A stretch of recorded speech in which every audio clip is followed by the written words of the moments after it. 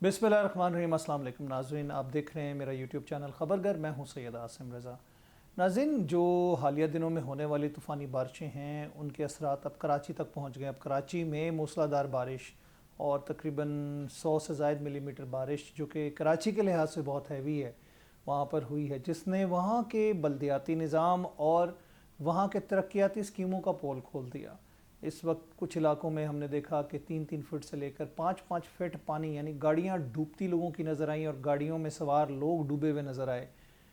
ये कली खोल देती है 2.5 करोड़ आबादी के शहर की, जिसको इलेक्शंस में तो सब ओन करते हैं, चाहे वो PTI हो, चाहे MQM हो, चाहे पीपल्स पार्टी हो। 17 साल हुकूमत तो पीपल्स पार्टी की भी है। उससे पहले बीच में हमने देखा कि PTI की हुकूमत भी रही, यानी कि सिंध में तो नहीं रही लेकिन वफाक में रही, और MQM भी बीच में रही। मुशर्रफ दौर की बात करें, मुस्तफ़ा कमाल साहब की बात करें। इस शहर का सबसे बड़ा अलमिया वहाँ का ड्रेनेज सिस्टम है। वहाँ पे तजावज़ात हैं, गुज्जर नाला हो, मलीर नदी हो, या दूसरे जो निकासी आपके लिए जो वहाँ पे नाले हैं उनके अंदर कचरा, और उसके साथ साथ अगर हम देखें वहाँ पर जो तजावज़ात की गई हैं उनको अगर देखा जाए तो कराची बेयारो मददगार नज़र आता है। मतलब 40 इंच कतर की अगर पाइपलाइन डालनी है तो वहाँ पे 20 इंच कतर की पाइपलाइन है। सीवरेज का निज़ाम वहाँ पर है नहीं, दरहम बरहम है, जगह जगह गड्ढे खोदे हुए हैं, सीवरेज के गटर के ढक्कन गायब हैं, जिससे लोगों की अमवात होती हैं। अभी भी 10 लोगों की अमवात हुई हैं, यानी कि कोई इलेक्ट्रिक्यूट हुआ, वो भी एक बहुत बड़ा अलमिया है कि हमेशा हमने देखा 3-4 लोग जो है इलेक्ट्रिक्यूट हो जाते हैं। मोटरसाइकिल सवार जो हैं गटरों में या गड्ढों में जो काम के लिए खोद के छोड़ दिए, जब पानी भर जाता है तो फिर उसके बाद लोगों की जानों का ज़िया भी होता है। इसको किसी ने प्रॉपरली टाउन प्लानिंग के साथ इसके ऊपर सीवरेज के निज़ाम के हवाले से, निकासियाब के हवाले से काम नहीं किया। जो अंडरपास बने वो भी स्विमिंग पूल बन गए, उनके अंदर भी पानी भर गया, उसके अंदर भी निकासियाब का इंतज़ाम नहीं। अच्छा, लाहौर पे बड़ी तनकीद की गई। वहाँ पे तो हमने देखा कि वहाँ पे उन्होंने रिजर्वायर्स बनाए, गड्ढे बनाए, जिसमें पानी के जो लेवल है उसको मेंटेन रखने के लिए ज़मीन के ज़ेर ज़मीन वहाँ पे पानी बारिश का उसमें चला जाता है, और वहाँ पर भी सूरत हाल ख़तरनाक होती थी, लेकिन अब वहाँ पे काफ़ी बेहतर है। लेकिन कराची में कोई ऐसा काम हमें किसी भी हुकूमत की जानिब से या पीपल्स पार्टी की जानिब से नज़र नहीं आया।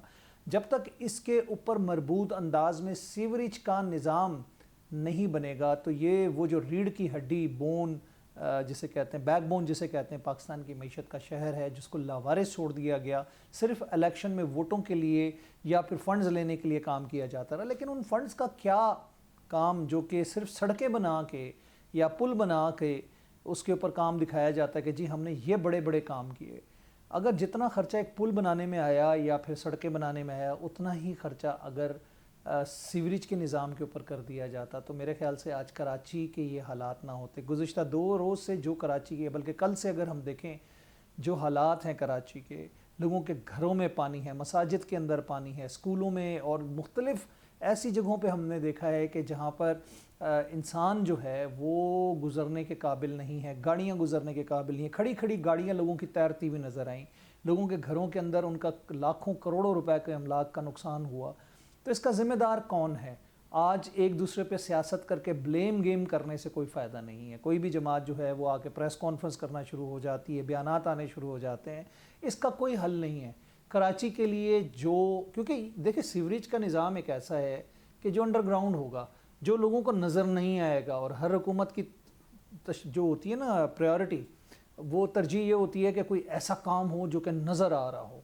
मतलब बड़े बड़े आप ओवरहेड ब्रिज बना दें, अंडरपास बना दें, बिल्डिंगें बना दें, सड़कें बना दें, ताकि हमारे क्रेडिट में वो चीज़ जाए जिसका हम फ़ीता काट सकें।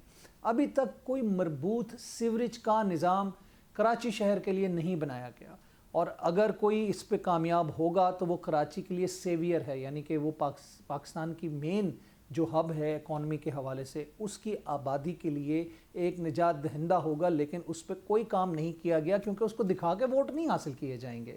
ये वोट का जो चक्कर है, 2.5 करोड़ आबादी का जो चक्कर है, ताकत का मुजाहरा है। सिंध के साथ इसको अगर हम या तो कराची को अलग कर दें और उसके हवाले से एक बाकायदा एक असम्बली अलग बन जाए और उसके फ़ंड्स अलग हों, ताकि उसके ऊपर काम होता हुआ नज़र आए। और दूसरा, बल्दियाती निज़ाम जब तक सही मरबूत अंदाज में एक पक्का, जो हमेशा सुप्रीम कोर्ट ही इलेक्शन करवाती है बल्दियाती निज़ाम के, कोई सियासी जमात उसमें इंटरेस्टेड नज़र नहीं आती, क्योंकि उनके पैसे, उनके फ़ंड्स जो हैं वो नीचे आम आदमी, लोकल गवर्नमेंट्स को मुंतकिल हो जाते हैं। तो इसके लिए बाकायदा एक मरबूत बल्दियाती निज़ाम बनाना होगा। اس کے لیے ایک سیوریج کا پراپر کراچی کے لیے شہر کے لیے پلان بنانا ہوگا، کیونکہ 2.5 کروڑ آبادی، اگر آپ دیکھیں کسی ملک کی شاید آبادی اتنی، اس سے زیادہ کراچی کی آبادی ہے، کچھ ایسے بھی ملک ہیں جن کی آبادی اتنی نہیں ہے، یورپ کے حوالے سے بات کی جائے تو یہ ایک بڑا لمحہ فکریہ ہے۔ آج کے مناظر دیکھ کے بہت افسوس ہوا، 10 قیمتی انسانی جانیں بھی اس میں ضائع ہوئیں، اور بچے اسکول جا کے واپس نہیں آ سکتے، یا ان کو لینے جاتے ہوئے لوگوں کو اموات ہو جاتی ہیں، شہادت ہو جاتی ہے۔